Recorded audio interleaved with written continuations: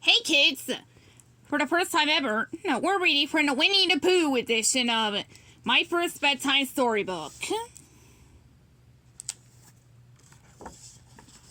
Starting with the first one. Let's see, in the book. Don't be roo-diculous. One sunny afternoon, Roo and Tigger were bouncing together in the 100-acre wood. Roo wanted to see who could bounce the highest. He scrunched up his face and closed his eyes and pushed off the ground as hard as he could. Roo bounced himself into a flower bed. "What's the matter, little buddy?" Tigger asked as he helped Roo up. "I wish I could bounce as high as you," Roo said. "Don't be roo-diculous, hater's title," Tigger said. "You bounce pretty high for a little fella."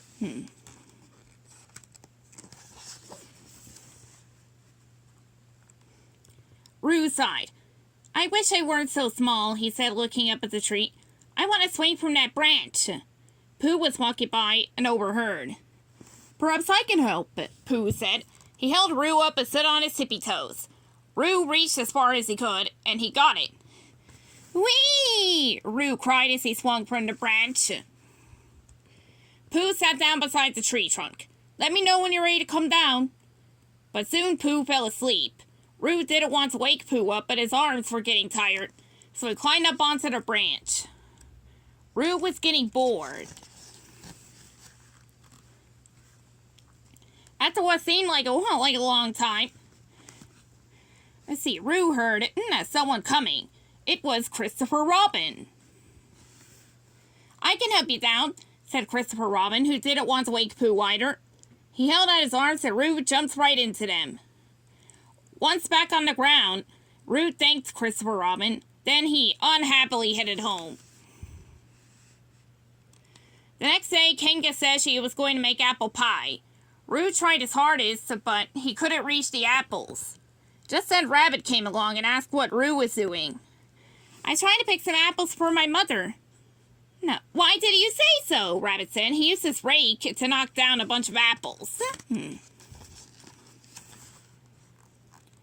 Roo gave the apples to Kanga and then went for a long walk. He ended up at Eeyore's house of 6. As Roo looked at the sticks, he got an idea. He borrowed Rabbit's hammer and some nails. Then he went and collected some sticks. Roo began to nail the sticks to a very tall tree. Before long, he had a ladder.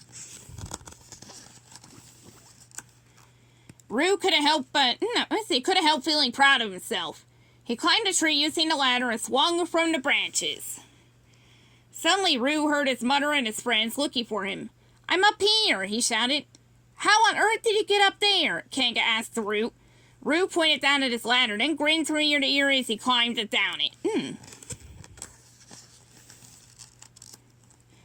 "I'm so proud of you, dear," Kanga said. "You didn't give up." She lifted a tired little Roo and tucked him into her pouch. The end.